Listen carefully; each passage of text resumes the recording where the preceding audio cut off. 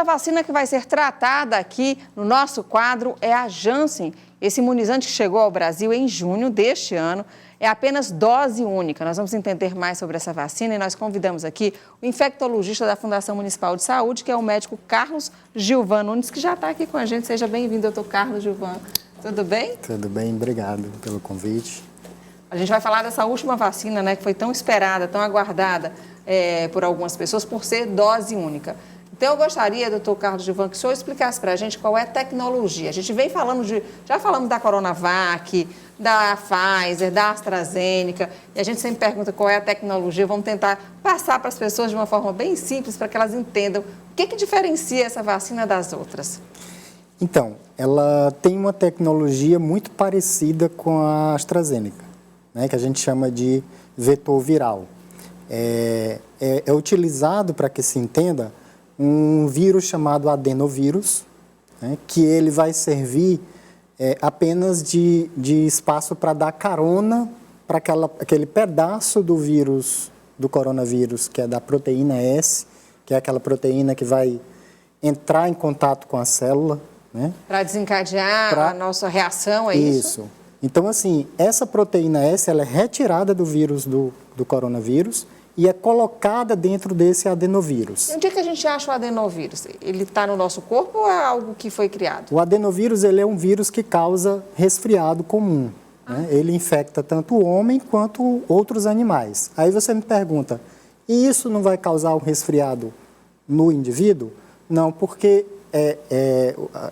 essa tecnologia, ela altera o material genético, o DNA desse adenovírus, para que ele não cause infecções em quem vai receber essa vacina. Tá, esse adenovírus, ele foi tirado de um chimpanzé ou foi de humano? Tem uma das vacinas que é com chimpanzé, né? Acho que qual foi a AstraZeneca? Isso, a AstraZeneca, ela é utilizando um adenovírus do chimpanzé. Essa da Janssen, ela utiliza um adenovírus humano, e esse adenovírus humano, ele tem 40 sorotipos que causam doenças. Então, eles pegaram o 26, um específico, para desenvolver essa vacina da Janssen. E essa tecnologia, ela já vinha sendo desenvolvida antes? Porque nas outras participações, inclusive aqui da doutora Norma, ela falava sempre que já era uma pesquisa que já vinha acontecendo, às vezes era para outro tipo de situação e acabaram usando essa tecnologia para a Covid-19 e deu certo. No caso da vacina da Janssen, como é que aconteceu isso? Então, ele já vem sendo utilizado pelo fato de se perceber que esse adenovírus, ele mais facilmente se torna manipulável. Então, eu posso utilizar a nível de laboratório alterações mais fáceis nesse material genético para que ele consiga expressar essa substância do vírus para a qual eu quero vacinar. Então, já foi utilizado em pesquisas de outros vírus, né?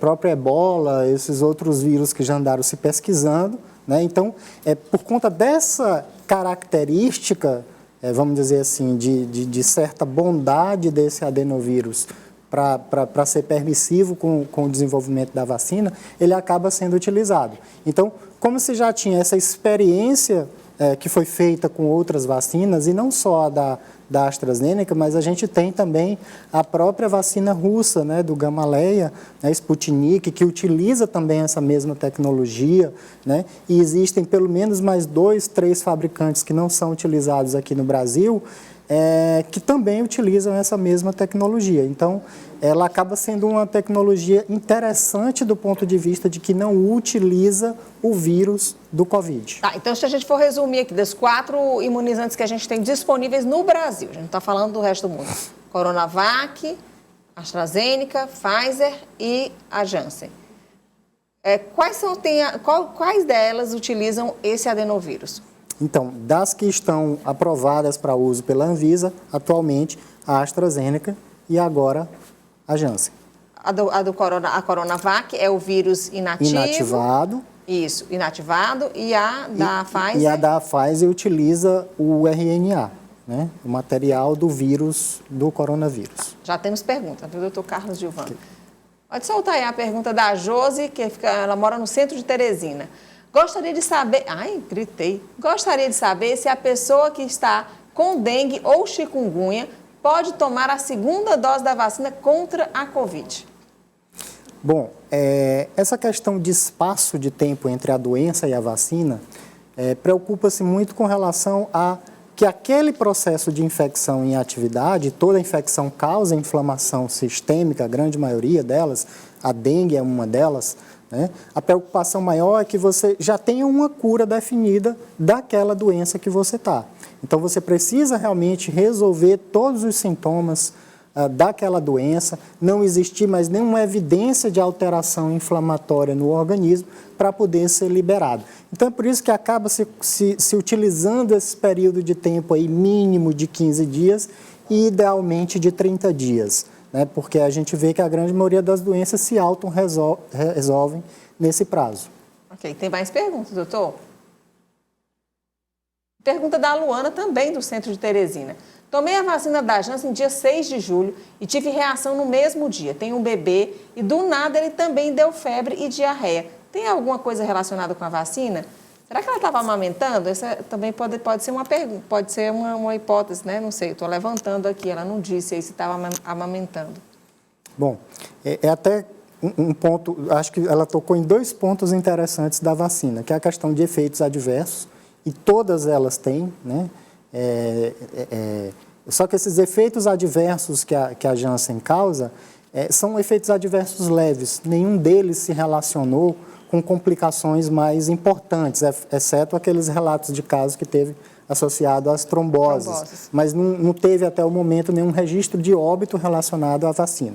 Então, a dor no braço que se sente, às vezes aquela vermelhidão no local da aplicação, um mal-estar, uma fraqueza, calafrios, às vezes uma febre. Isso tudo é normal, está dentro do previsto, tá né? Dentro do previsto. Agora, no caso da pergunta dela, doutor, para a gente ser mais objetivo, tem alguma relação? Ela tem um bebê e do nada o filho, só se ela estivesse amamentando, por exemplo? Então, normalmente, a gente ainda não tem informações suficientes para saber se a vacina se transmite através da amamentação. Okay. Né? Então, é uma vacina nova. Muitos colocam até em estudos que deve se pesar muito essa questão de risco-benefício de utilizar, né? Então, a gente ainda não tem realmente condições de saber se ele pode passar para o leite materno.